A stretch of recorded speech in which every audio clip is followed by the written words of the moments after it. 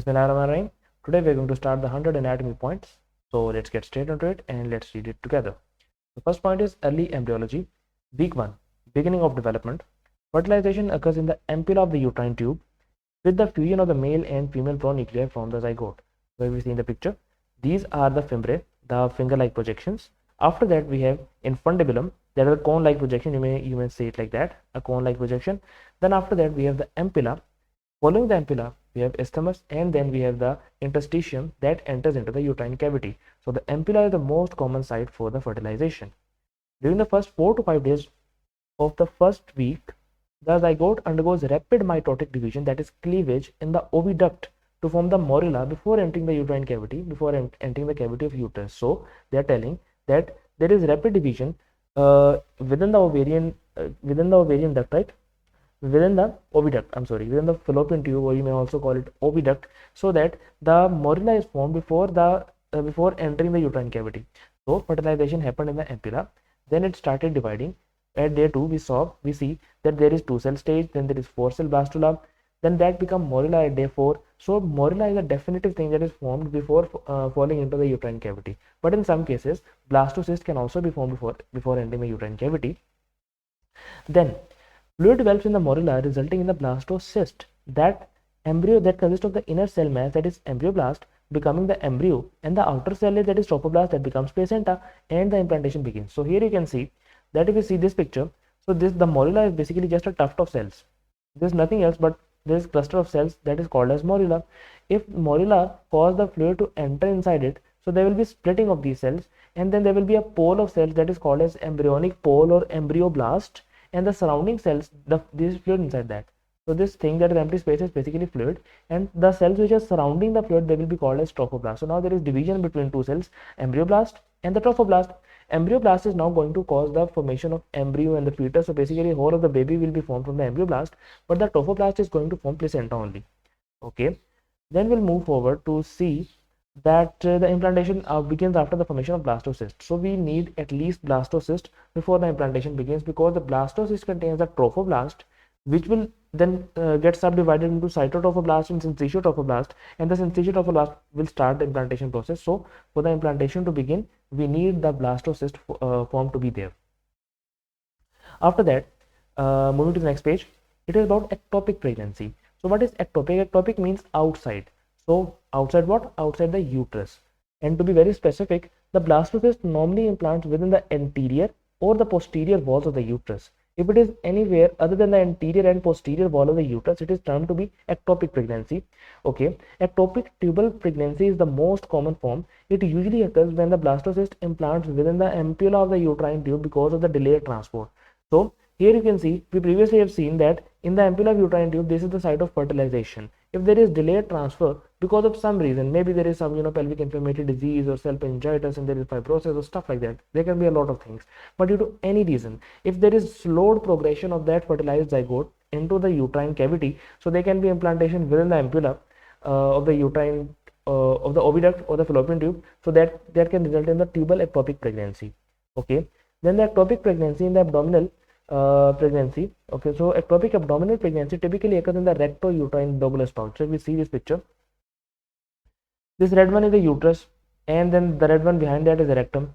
The blue line which is represented over here is the peritoneal reflection over the uterus superior. You may say the uterus roof of the uterus. It is not called that, but you may say that for the simplicity. So this is the roof of uterus, then the posterior wall, and then it reflects onto the rectum. Before reflecting, there is a pouch that is formed between the peritoneal pouch that is formed between the uterus and the rectum, and that thing is called as recto-uterine pouch of Douglas. And in the recto-uterine pouch of Douglas, that is the most common abdominal site of ectopic pregnancy. Clinical sign: there may be bleeding, abdominal pain, which may mimic the appendicitis if it is on the right side. Then last menses 60 days ago, so there is the mother comes to you and she has missed periods, like 2 missed periods. 60 last menstrual period was 2 months back, and now she is coming with nausea, vomiting, and there is bleeding. But when you do the ultrasonography, there is nothing in the uterus. The uterus is empty. Okay, so there will be pregnancy test will also be positive, and the cultosynthesis showing intraperitoneal blood. So cultocentesis means that we insert the needle inside the vagina and then we enter somewhere. So that is cultocentesis, and that will give us the intraperitoneal blood because there is ectopic pregnancy inside the abdomen and that is bleeding or maybe something. So that will be showing intraperitoneal blood. What happens in the week 2, which is formation of the bilaminar embryo. So in the week 2, there are 2 layers. Remember it like that. And the pregnancy testing will also be positive. So the embryoblast, which was the embryonic pole or the cells which were on the upper half, which were destined to form the embryo. So embryoblast differentiate into epiblast and the hypoblast. So these are the 2 layers, epiblast and the hypoblast, forming a bilaminar embryonic disc. The embryonic cavity and the yolk sac form. Okay, so amniotic cavity is above or towards the placenta, and the yolk sac is downwards or away from the placenta. The procaudal plate mark the site of future mouth. So this is not procaudal plate, it is precaudal plate firstly. And the precaudal plate marks the site of the future mouth. So this is the site where the future mouth will be formed. So this is also called as oropharyngeal membrane. At this particular position, we know that this forms after in week 3. We will be seeing that there will be 3 layers. So remember, in this site, the oropharyngeal membrane, and there is also a cloacal membrane as well. So in these 2 sites, the ectoderm, which will be formed in the week 3. We have not yet discussed about the formation of ectoderm yet, but the ectoderm will be formed in the 3rd week. That ectoderm and the underlying endoderm are directly fused together without intervening mesoderm. So there is no mesoderm. If you can see in your own mouth right now, so there is outer skin, that is the ectodermal derivative, and then you proceed towards your mouth, that are the inner surface of the endoderm, or the the mucosal membrane of your mouth is continuous with the external skin, right? So it is showing that the mouth was the area where embryonically there was no mesoderm intervening between these 2 layers, right? And same goes for the anal region. The skin is directly continuous with the mucosa of the anal region, so mucosa of the anal canal or the rectum. So in even that place, there was no intervening mesoderm. Human chorionic gonadotropin, HCG, is a glycoprotein produced by the syncytiotropoblast, which stimulates the production of progesterone by the corpus luteum. What is corpus luteum? So we know that after the follicular phase within the ovary, when the ovum is being released on the 14th day, the ovum is released, the remaining follicle becomes corpus luteum, that is a yellow structure that is responsible for the production of progesterone. If pregnancy occurs, the syncytiotropoblast, which is over here, the syncytiotropoblast, it starts producing HCG, which makes the corpus luteum patent, which keeps the corpus luteum viable for the next 3 to 4 weeks, 3 to 4 months. Yeah, 3 to 4 months, until the placenta starts producing its own progesterone, after which the corpus luteum will be involuted. So human chorionic gonadotropin is a glycoprotein, okay, which is produced by the syncytiotropoblast, which stimulates the production of progesterone by the corpus luteum. HCG can be assayed in the maternal urine by the day 10. At day 10, in the basis of early pregnancy testing, HCG is detectable throughout the pregnancy, because initially the HCG is being produced by the syncytiotropoblast, and then when it develops into the placenta, so the placenta starts forming the HCG. So HCG will remain positive throughout the pregnancy. Then we have week 3 to 8.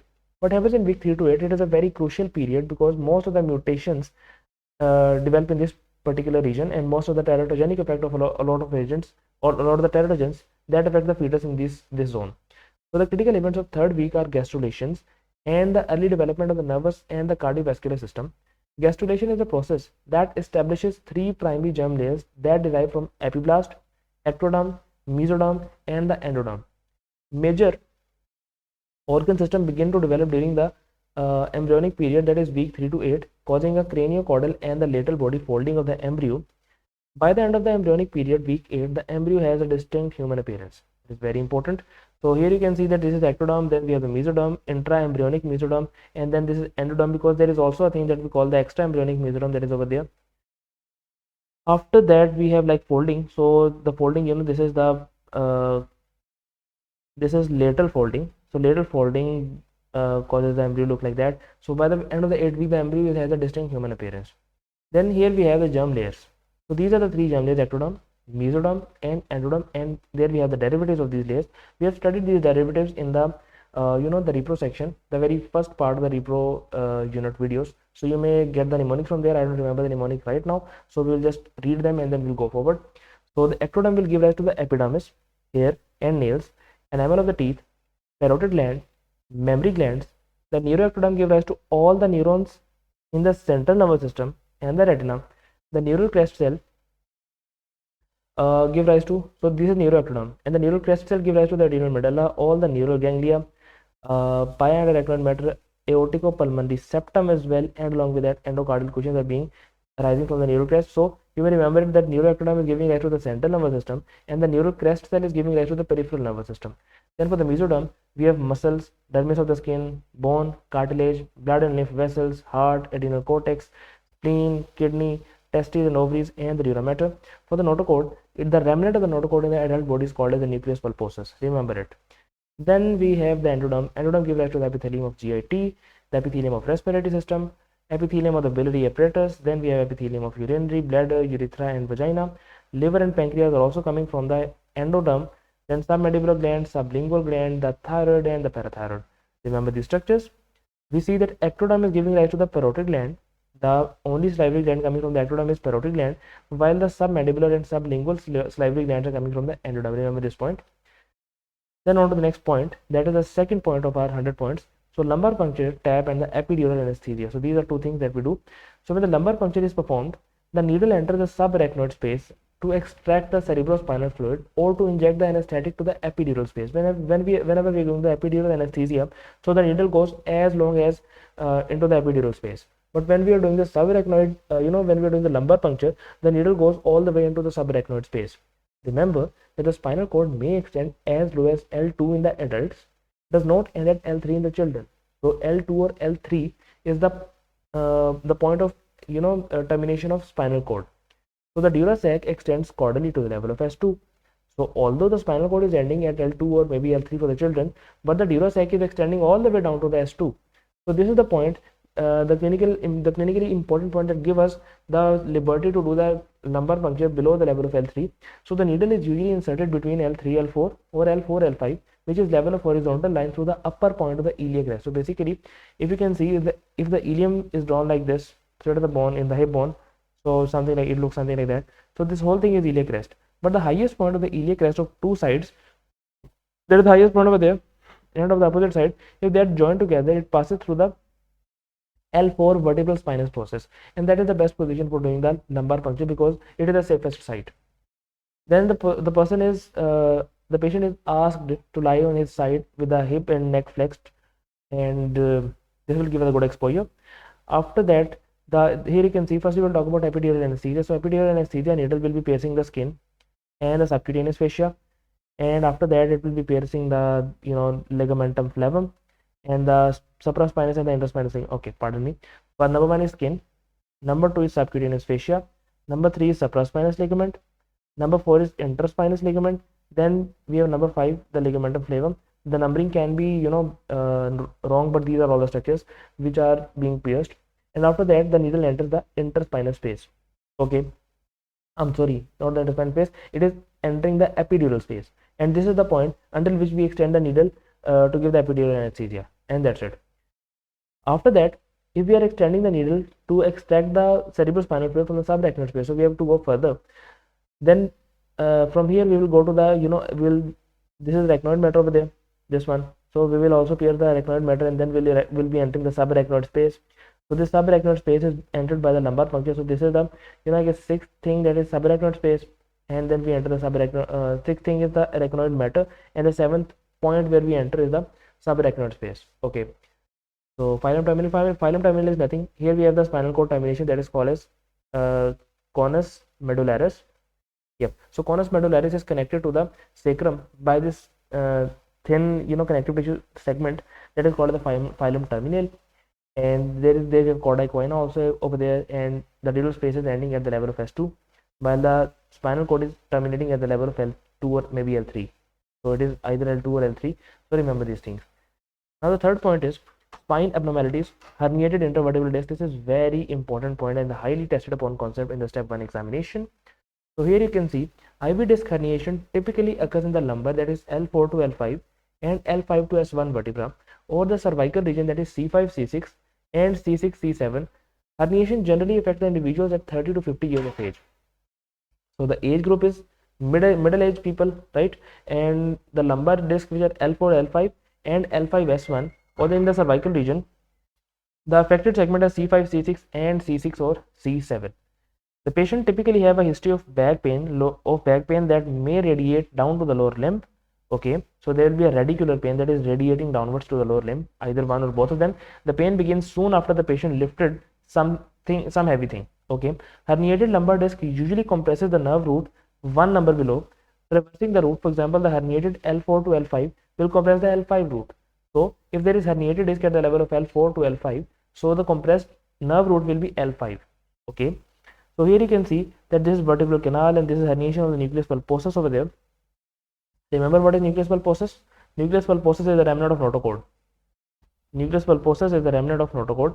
Coming back to our point, so the nucleus pulposus is herniating outwards, and this is nucleus pulposus, and annulus fibrosus is anteriorly, or not anteriorly, basically annulus fibrosus is the outer ring, and you know the nucleus pulposus is the pink structure which is present in that. So the posterior longitudinal ligament is over there.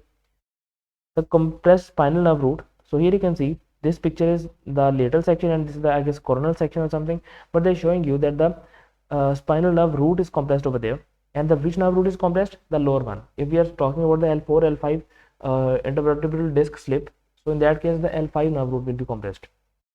So herniation of the nucleus pulposus and chordae equina is over there below that, right? And defect of the annulus fibrosus. So it happens because of the defect of annulus fibrosus, that annulus fibrosus, which is the fibrous ring that is supposed to keep the nucleus pulposus in the middle, that becomes weak and resulting in the nucleus pulposus herniates outward and starts compressing the nerve roots. Okay, lower limb reflexes are decreased on the affected side. Okay, the patellar tendon reflex, herniation of the intervertebral disc, that is L2, L3 or L3, L4, and Achilles tendon reflex herniation of L5, S1. So why is there why do we see a decrease in the lower limb reflexes? The reason in the lower limb reflex decrease, the reason for the decrease in the lower limb reflexes is because the lower motor type of neurons are affected, and whenever the lower motor neuron are affected, so resultantly we have a hyporeflexia, because the peripheral nerves are affected, right? The roots are affected, so resultantly we are getting the hyporeflexia.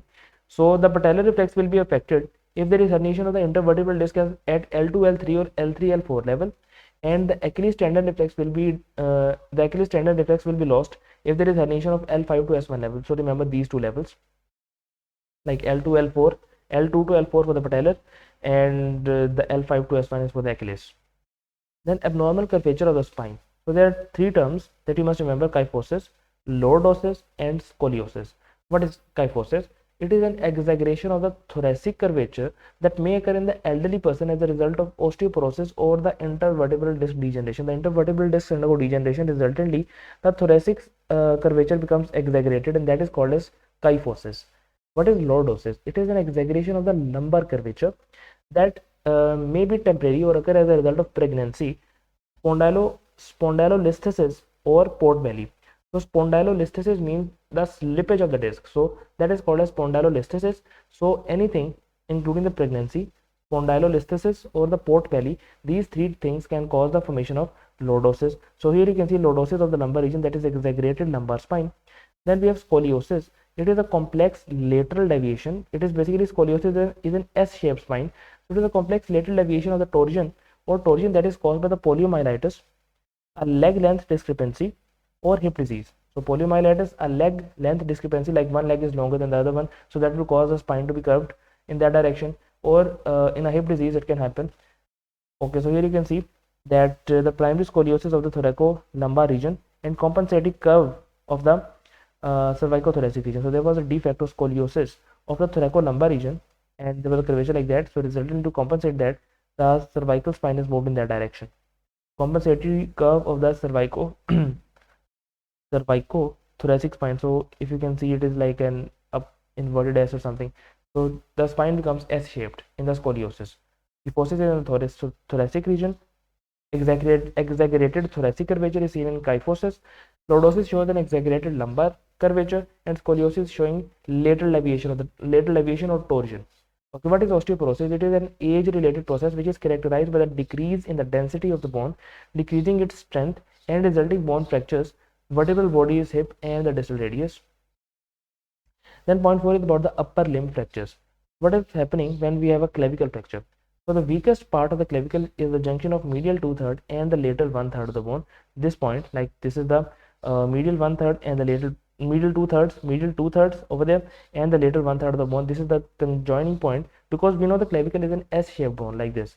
So the point of junction between the medial two-third and the lateral one-third is the weakest point, and it can break over there. The patient characteristically supports the sagging limb with an opposite hand. Okay, so because this is the limb starts sagging because the junction with the point of connection of the upper limb with the thorax is the sternoclavicular joint. If the clavicle breaks, the limb starts sagging downwards, and the person will be supporting the limb with the opposite hand. Subclavian vessels and trunks of the brachial plexus are at risk in the fracture of the middle third because they lie behind only the subclavius muscle. Okay, so since they're lying just behind the subclavius muscle, now the clavicle is fractured, there are sharp ends of the broken bone, along with that the limb is sagging downwards, so all of that is at risk. They are at risk in the fracture of middle third because they lie just behind only the subclavius muscle. Then we'll talk about the humerus fracture. There are a lot of points of humeral fractures, so let's see the anatomy of humerus first. This is the head. Then we have the lesser and the greater tubercle. Between them we have the intertubercular fossa. Then this thing is called a surgical neck. The area over here, this is the anatomical neck of the humerus, and then we have the surgical neck at this area. So the surgical neck of the humerus can undergo fracture, and if it undergoes fracture, so we'll see that later on. Then we have delta tuberosity over there. Then fracture of the shaft of radius can be seen, that can affect the radial nerve. So this fracture was affecting the axillary nerve. Then we have supracondylar fracture, and fracture of the medial epicondyle can also be there. So sites of potential injury to the major nerves in the fracture of humerus: axillary nerve and the posterior humeral circumflex artery at the surgical neck, the axillary nerve and the posterior humeral circumflex artery. These are the two things. This is a nerve, that is axillary nerve, and the posterior humeral circumflex artery. These two things are at risk of damage if there is fracture at the surgical neck.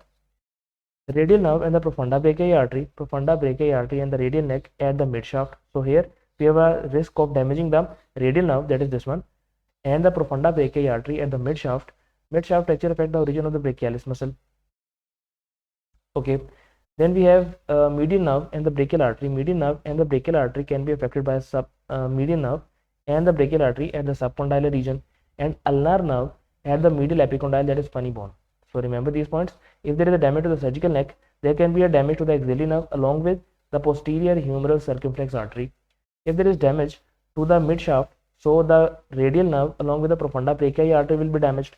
If there is damage to the median nerve, if there is damage to the supracondylar area or supracondylar fracture is over there, so resultantly the median nerve along with the brachial artery can be damaged. And if there is medial epicondylar fracture, so resultantly ulnar nerve will be damaged. Moving forward, we have fractures of the distal radius. What happens if the fractures of the distal radius, that is in the wrist region, if it damages over there, the transverse fracture within the distal 2 cm of the radius, most common fracture of the forearm, that is after 50. After 50, the most common fracture of the forearm is the distal 2 cm of the radius that gets fractured. This is called as Smith fracture. It results from a fall or blow on the dorsal aspect of the flexed wrist. So if there is dorsal aspect of the flexed wrist undergoes some blow or fall, it produces ventral angulation of the wrist. The distal fragment of the radius is anteriorly displaced. Okay. So here you can see this is the Smith fracture of the radius, and the distal segment, the distal fragment of the radius is anteriorly displaced. So this is a characteristic picture of the Smith fracture in which the flexed hand undergoes a blow or trauma, and you may also see in this picture that the displaced segment of the radius is moved anteriorly. So these two things can be seen. So they are saying that Smith fracture results from a fall or blow on the dorsal aspect of the flexed wrist and produces a ventral angulation of the wrist. Okay, and the distal fragment of the radius is anteriorly displaced. Then we'll talk about the Cooley's fracture. It results from the forced extension of the hand. Okay, usually as a result of trying to ease a fall by outstretching the upper limb. So like somebody was falling downwards and then he held himself somebody was falling down from the tree and then he held a branch, and that causes a rapid extension of the hand. It usually as a result of trying to ease a fall by outstretching the upper limb. The distal fragment is displaced dorsally. Dinner fork deformity.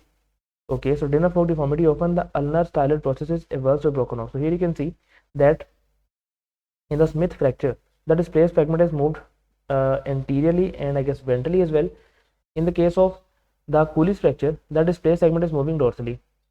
Okay, anteriorly displaced, I guess with anteriorly they're trying to say ventrally, maybe. So in the Cooley's fracture, the extension of the hand, usually as a result of trying to ease a fall by outstretching the upper limb, distal fragment is displaced dorsally. That is called as dinner fork deformity. Often the ulnar styloid process is avulsed or broken. Okay, in the Cooley's fracture, the damage is to the ulnar styloid process, that is avulsed or broken, and it is called as dinner fork deformity. The extension of the fracture of the radius, extension, but it is a fracture of radius, bro. Okay, along with the fracture of the radius in the Cooley's fracture, the ulnar styloid process is also avulsed or broken off. Then we have scaphoid fracture. So this bone is called scaphoid. So what happens with the scaphoid fracture occurs as a result of fall onto the palm when the hand is abducted. See the picture. So in this position, if the person is falling downwards, so this may lead to the damage to the scaphoid. The pain occurs primarily to the lateral side of the wrist, especially during the wrist extension and abduction. Okay, so the same position in which the person fell down with the hand, extended and abducted. So if the person will do the same position again, it will be painful, a painful memory. Scaphoid fracture may not show on the X-ray film for 2 to 3 weeks, but a deep tenderness will be present in the anatomical snuff box. So if there is deep tenderness, it is present in the anatomical snuff box, but X-rays are clear. Here we can see the fracture, but it cannot be visible for 2 to 3 weeks. But a deep tenderness will be present in the anatomical snuff box. The proximal fragment may undergo avascular necrosis because the blood supply is interrupted. Now here we can see this is we're talking about scaphoid. This one fractured and necrotic. Why? So this is the black bone, that is scaphoid. The blood supply that was coming from the palmar carpal branch, that may be interrupted, and resultantly you may say in general the blood supply that was coming from the radial artery is interrupted, and resultantly the bone may undergo avascular necrosis because the blood supply is interrupted. The radial artery and the superficial branch of the radial nerve are the structures at greatest risk of this fracture. So the radial artery and the superficial branch of radial nerve, they are at greatest risk by the damage or by this type of fracture of the scaphoid fracture. What is Boxer's fracture? The Boxer fracture is neck of the metacarpal bones. Neck of the metacarpal bones are frequently fractured during the fist fights. Okay, so let me zoom it in. Volarly displaced metacarpal head. Okay, so proximal fracture of the limb. So the neck of the metacarpal the necks of the metacarpal bones are frequently fractured during the fist fights. Typically, fracture of second and third metacarpal are seen in the professional boxers, and the fracture of fifth and sometimes fourth metacarpal are seen in the unskilled fighters. So this is also a differential point, that in the skilled fighters, the second and third metacarpals are broken, while in the unskilled ones, the fourth and fifth may be broken. So here you can see this person was an unskilled boxer, so he just broke his fifth metacarpal neck. But if he would be a skilled boxer, so there will be a damage at this region, second and third. Then we have mallet or baseball fracture. So what's that? The deformity results from the distal interphalangeal joint suddenly being forced into extreme flexion or hyperflexion. So suppose this is the thing that they're talking about. If there is extreme flexion of the distal interphalangeal joint, it will result in mallet or the baseball fracture. When, for example, a baseball is miscaught or a finger is jammed into the base pad, this is the base pad and the finger is jammed between that. These actions avulse the attachment of the extensor digitorum, the tendon of the base of the distal phalanx. As a result, the person cannot extend the distal interphalangeal joint. The resultant deformity bears some resemblance to a mallet. Okay, so that is what is called as mallet or baseball finger. Then the point 5 is about shoulder dislocation or the rotator cuff muscle, that is sits muscle. If there is any injury to the sits muscle, resultantly the shoulder dislocation can be there, and it is very high yield point for the step 1 examination.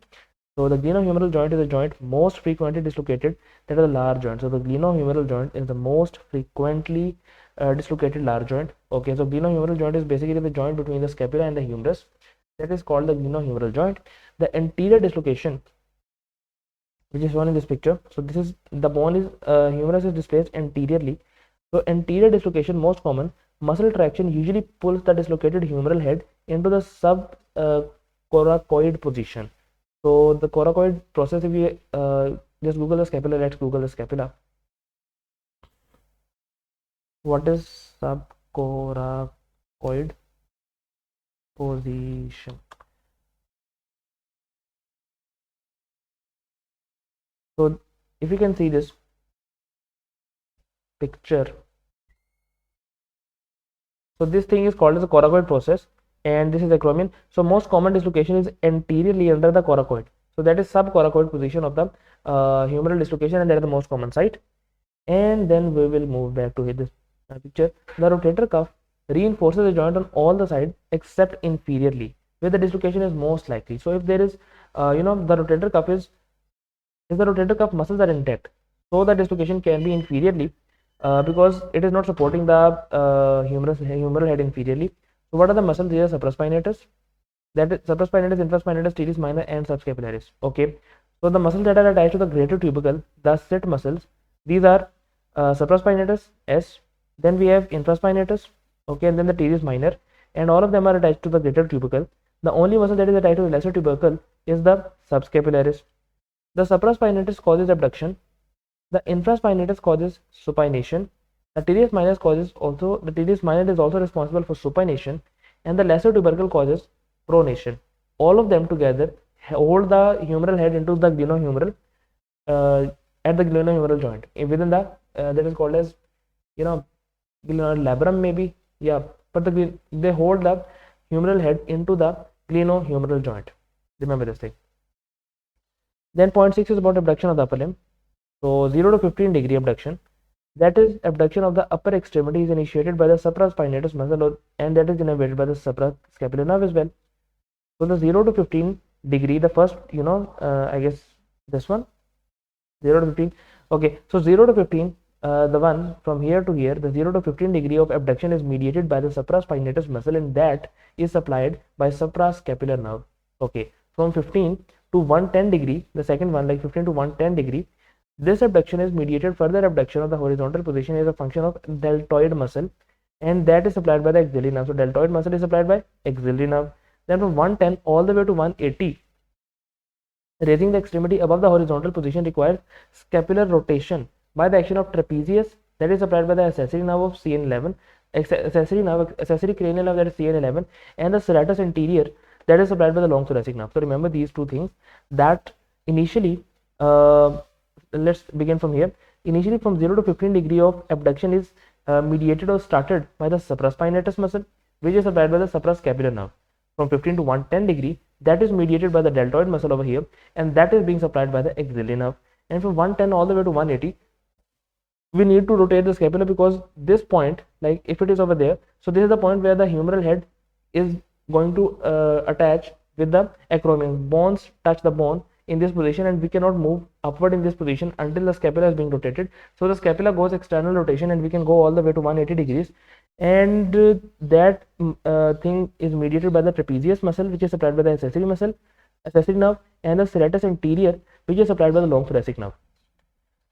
The subacromial bursitis and the tearing of the supraspinatus tendon. So here you can see in this picture that this one is the acromion process, and below that we have the humeral head. So the tendon of the supraspinatus muscle passes below the acromion. So to protect the tendon, there is a bursa over there that is called as the subacromial bursa. So subacromial bursitis, inflammation of the subacromial bursa is often due to the calcific supraspinatus tendinitis. Why is it there? It is due to the calcific supraspinatus tendinitis causing a painful arc of abduction. So subacromial bursitis or inflammation of the subacromial bursa is often due to the calcific supraspinatus tendinitis causing a painful arc of abduction. So abduction will be painful in that. The same symptoms will be in case of inflammation or trauma of the supraspinatus tendon. In the MRI, you can see there is tearing of the supraspinatus tendon, right?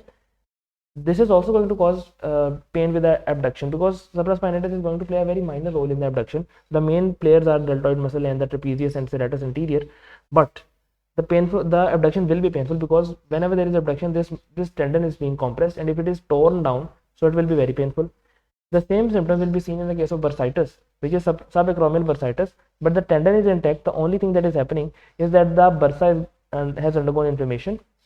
due to the calcific supraspinatus tendinitis. So initially there was tendinitis, and that tendinitis causes bursitis as well.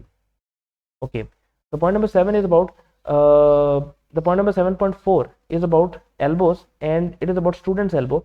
So there is a subcutaneous olecranon burst. Okay, so subcutaneous olecranon bursitis that develops in the students. So the olecranon, to which the tricep tendons so olecranon is over here. Olecranon process. Olecranon process is basically the process of ulna. So ulna looks something like this on the upper end. So this process is called the olecranon process. So olecranon of the ulna, to which the tricep tendon attaches distally, is especially palpable, is easily palpable. It is separated from the skin by the only olecranon bursa, okay, which allows the mobility of the overlying skin. So if you move the skin on your elbow, so it is easily movable because under the skin there is olecranon bursa, and under the olecranon bursa, what do we have? The olecranon process of the ulna. Okay, repeated excessive pressure and friction may cause this bursa to become inflamed, producing the friction subcutaneous olecranon bursitis. Okay, so here you can see that if you sit on your elbows for a very prolonged time, like this student is doing, so you can develop subcutaneous or olecranon bursitis, and your elbow will start looking something like this. Then the pulled elbow, dislocation of the head of radius. So dislocation of head of radius. So here you can see the radial head is basically in the annular ligament. If it is pulled downwards, or maybe starts moving upwards, muscle pulls the radial head superiorly, so it comes out of the annular ligament, and then the muscle pull it upward. So this is called as the dislocation of the head of radius, and it happens when the parents, they love the children so much and they start doing this thing, and after that the child has a dislocated radius. In an adult, the head of radius is not dislocated without tearing of the annular ligament. In an adult, if we have to dislocate the radius, so we first have to tear the annular ligament, and then the radius will be dislocated, because there is no one to love the adults this much. And the young children are prone to dislocation of the immature head of radius from the encircling annular ligament, a pulled elbow caused by the sudden traction or an extended forearm. Okay, so if the forearm is extended and there is a sudden pull on that, so it can result in the dislocation of head of radius. So here we have humerus over there, then annular ligament. Force causes the radial head to subluxate from the annular ligament. Lump caused by the displacement of head of radius, because after moving downward, it moves upward due to the muscular pull. Then we have tennis elbow, the lateral epicondylitis. So what happens in the lateral epicondylitis? The lateral epicondyle must be somewhere over there, right? This is like extensor carpi radialis longus, posterior views over there. Okay, so lateral epicondyle is on the lateral side. The lateral epicondylitis, repeated forceful flexion and extension of the wrist, resulting in the strain of the common extensor tendon. So the common extensor tendon is over here on the lateral epicondyle. So the repeated forceful flexion and extension of the wrist resulting strain attachment of the common extensor tendon and inflammation of the periosteum of the lateral epicondyle. The pain is felt over the lateral epicondyle and radiates down posterior aspect of the forearm. The pain is often felt when opening of a door or lifting a glass. So this is called as tennis elbow, in which, because of repeated flexion and extension of the wrist, will result in the strain to the common extensor tendon and inflammation of the periosteum of the lateral epicondyle will be there. Resultantly, there will be pain over the lateral epicondyle and radiates down posterior to the aspect of the forearm, and pain often felt when opening a door or lifting a glass. Region of following muscles may be affected: extensor carpi radialis longus, extensor carpi radialis brevis, extensor digitorum, extensor digiti minimi, and extensor carpi ulnaris. You don't need to remember all of the names of these, like there are too many muscles, you don't need to remember all of them, but the extensor muscles will be affected. Remember this thing. So extensor carpi radialis longus and brevis. Okay, then extensor digitorum is over there, digiti minimi and carpi ulnaris. So extensor muscles, there is a common tendinous attachment of them. So if the wrist is continuously being flexed or extended, so there can be strain on that, and resultantly we can have tennis elbow. What is golfer's elbow? The medial epicondylitis. So the person who plays tennis has lateral epicondylitis, and the person who plays golf can have medial epicondylitis. So medial epicondylitis is the inflammation of common flexor tendon of the wrist, where it originates on the medial epicondyle of the humor. So common flexor tendon is on the medial epicondyle, while the common extensor tendon is on the lateral epicondyle. So if there is any inflammation of the common flexor tendon, so it will be located definitely on the medial epicondyle. Origin of the following muscle may be affected: the pronator teres, the flexor carpi radialis, palmaris longus, and the flexor carpi ulnaris. So you can remember it like that: pronator teres, flexor carpi radialis, palmaris longus, and the flexor carpi ulnaris. Okay, so they are all originating from the medial fossa, and if there is inflammation over that, that is called as golfer's elbow or the medial epicondylitis. Eighth point is about arterial anastomosis around the scapula. So let's see the arterial anastomosis. Blockage of the subclavian or the axillary artery, which are big arteries, can be bypassed by the anastomosis between branches of the thyrocervical trunk superiorly, which are transverse cervical and suprascapular, and the subscapular arteries inferiorly, which are subscapular and the circumflex scapular. So the subclavian artery, so where this is the subclavian artery over here, and then we have axillary artery. Where is axillary artery? This is axillary artery. If these big arteries are being blocked, so they can be bypassed by the anastomosis between the branches of thyrocervical trunk. Where is thyrocervical trunk? This one is the thyrocervical trunk.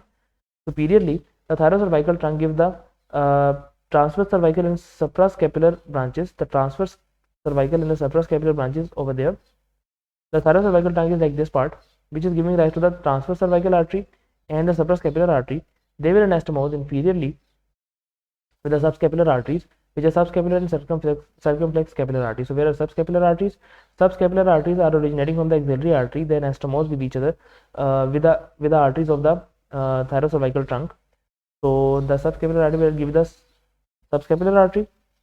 What? Yeah, the subscapular artery itself, and the circumflex scapular artery, which is like this one, subscapular artery, circumflex scapular artery. So these four arteries will anastomose with each other, which are transverse cervical and suprascapular, coming from the thyrocervical trunk, which is ultimately coming from the subclavian artery, and the inferiorly with the subscapular and circumflex scapular artery, which are coming from the subscapular artery, which ultimately is coming from the axillary artery. So see this picture. If my voice is confusing you, mute me and see this picture again and read this text. And then we'll talk about the ninth point, that is about the cubital fossa. So the site of venipuncture is usually the median cubital vein because overlies the bicipital aponeurosis.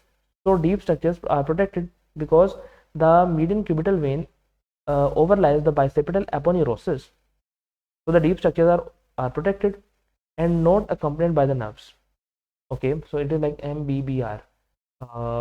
Median nerve is on the like on the most, where is it? MBBR, medial artery. Okay, so the median nerve is most medial. Then we have the brachial vein, I guess. Then we have brachial biceps tendon. Then we have the radial artery. So this is the MBBR thing that is present. Okay, so we'll see the content as well over here. So why do we do the venipuncture? So the most common site of venipuncture is the cubital fossa because it overlies the bicipital aponeurosis. This one is the bicipital aponeurosis. The bicep tendon ends in two ways. One is bicipital aponeurosis and second is the bicep like proper tendon. So the vein overlies this. So that is why there is a decreased risk of puncturing the underlying deep structures, and it is not accompanied by the nerves. Contents of the cubital fossa from lateral to medial are the bicep brachial tendon, this one. Then we have the brachial artery. Okay, so this what is brachial artery? Where is brachial artery? I guess this is the brachial artery. Yep, this is the brachial artery. And then we have the nerve, which is the median nerve. Okay, this is the median nerve. Okay, so got it. The subcutaneous structure from lateral to medial are cephalic vein, the median cubital vein, and the basilic vein. So the deep structure of the cubital fossa, the deep contents of the cubital fossa are from lateral to medial are the bicep brachial tendon, then brachial artery, and then median nerve. And for the subcutaneous structure, they are cephalic vein, median cubital vein, and the basilic vein. So remember this subcutaneous and the deep structures. Moving forward to the 10th point, that is about the carpal tunnel syndrome. So carpal tunnel, remember that carpal tunnel is on the flexor side, like the flexor side, you may also say the palmar aspect of the hand. The carpal tunnel is over there. It results in the lesion that reduces the size of carpal tunnel, fluid retention, for example in the case of diabetes, infection, or dislocation of the lunate bone. The median nerve, most sensitive structure in the carpal tunnel and is most commonly affected as well. So median nerve that is passing from the carpal tunnel looks something like this, like over here, and the median nerve is passing between that. So median nerve can be affected most commonly. Clinical manifestations are pins and needles or anesthesia. Pins and needles mean paresthesias and or anesthesia of the lateral 3.5 digit, which is the area of supply of the median nerve. Palm sensation is not affected because superficial palmar cutaneous nerve, the branch bypasses superficially to the carpal tunnel. Okay, ape hand deformity, absent of apposition. So ape hand or monkey hand deformity will be there. We'll see the picture just now. So remember, suppose that this is the carpal tunnel, carpal tunnel, the roof of the carpal tunnel is formed by the aponeurosis, the flexor aponeurosis, flexor retinaculum. Yeah, flexor retinaculum. I guess it is flexor retinaculum, which is forming the roof of the carpal tunnel. So my supposed hypothesis is the flexor retinaculum is forming the roof, but if it is not like that, so we'll see that later on. But whatever is forming the roof of carpal tunnel, so the median nerve is passing below that, but there is a branch of median nerve that is called as the superficial palmar cutaneous branch. Superficial palmar cutaneous branch bypasses that and moves upwards, move above that thing, above the roof of the carpal tunnel. So the palm sensation is not affected because the superficial palmar cutaneous branch passes superficially to the carpal tunnel. That is why the sensation of palm is not affected, but the pins and needle sensation will be felt in the lateral 3.5 digits. Okay, and ape hand deformity will be there. So let's see the ape hand deformity. The ape hand deformity is over here. Ape hand deformity. Ape hand deformity looks something like this. Okay, something like this. Okay, this is a good picture. So this is ape hand deformity. Like there is the flexion of the metacarpophalangeal joints and the flexion of the proximal interphalangeal joints, maybe. Yeah, flexion of the proximal interphalangeal joint and extension of the metacarpophalangeal joints. And then in this picture you can see that ape hand deformity is seen in the median nerve injury, the wrist drop is seen in the radial nerve injury, and the claw hand deformity will be seen in the ulnar nerve injury. So it is also called as the ulnar claw hand, and there is a very good mnemonic in the dirty medicine video on the YouTube, so you just go check it out. Then coming back to our own PDF. Okay, so there was another thing, flexor, carpal tunnel roof. So carpal tunnel roof is formed by the flexor retinaculum. Okay, I was right. So the roof of the carpal tunnel is formed by the flexor retinaculum, also known as the transverse carpal ligament, a thick connective tissue ligament. Okay. So the flexor retinaculum is forming the roof of the carpal tunnel. We'll see that in detail in the FA sessions. So moving forward to the, I don't know what that is. What's that? I have no idea. So point number 11 is about the test of proximal interphalangeal and the distal interphalangeal joints. So test of PIP and DIP joints. The PIP, flexor digitorum superficialis. Okay, so you can do this test, and the proximal interphalangeal joints are being supplied by the flexor digitorum superficialis. So you can test the patency of the flexor digitorum superficialis by doing this test, and the distal interphalangeal joint, flexor digitorum profundus. So you can test it by doing this and then flexing the digits. So this is a test for the distal interphalangeal. It must be DIP joint. So distal interphalangeal joint is tested by this test, and that is flexor digitorum profundus. So that's beautiful because they have not even explained it in medical jargon, they've just shown the pictures. So do this maneuver to check for the flexor digitorum superficialis that is attached at the proximal interphalangeal joint, and for the distal interphalangeal joints, do this maneuver to check the flexor digitorum profundus, which goes and attaches all the way to the distal interphalangeal joint. Then we have point number 12, that is about the lesion of the upper limb or the upper brachial plexus. So so there is it's not very explained over here. When we'll do the brachial plexus in the first aid sessions, then we'll go to the explanation of detailed explanation of the brachial plexus as well. So now let's accept that this is the brachial plexus starting from C5 going all the way to the T1, and injury to the upper roots and trunk. So if there is injury to the upper roots and trunk, give me a second. Abrasion palsy, lower brachial palsy. So there is complete palsies of the So let's read them one by one. So injury of the upper roots, which are like these are the roots. Okay, so here we have the roots of the brachial plexus. So it goes like, remember to drink cool beer. Yep, cool beer. So this is a mnemonic that initially we have the roots, then we have trunks. After the trunks we have remember to let's not look at that. So these are trunks. Okay, remember to, then we have the divisions over here, remember to drink, then we have chords over here, remember to drink cool, and these are the branches. So remember to drink cool beer, remember to drink cool beer. So firstly there will be roots, then there will be trunks, then divisions, then chords, and ultimately we have branches. So injury to the upper roots of the trunk usually result from excessive increase in the angle between the neck and the shoulder Stretching or tearing of the superior part of the brachial plexus C5 to C6 root of the superior trunk may occur at birth injury. It may occur as birth injury, like if the obstetrician is like in a hurry and she is doing rapid deliveries. So in that particular case, it can if the angle between the neck and the shoulder is increased, so that can cause a tear to the that can cause a damage to the that can result in injury of the upper roots and trunks as well. So upper roots and trunks can be damaged if there is an increase in the angle, or in an adult person if he has fallen like this and the angle between the neck and the shoulder is increased dramatically from forceful pulling of the infant's head during the difficult delivery. So it can happen either in that case, or maybe if a person has fallen on his neck and there is an increase in the angle between the neck and the shoulder, so that roots and the trunks can be damaged in that particular situation. Upper brachial palsy, that is also called as Erb Duchenne palsy. So we'll see this palsy in the next session. Until then, Allah Hafiz and Fi Amanillah.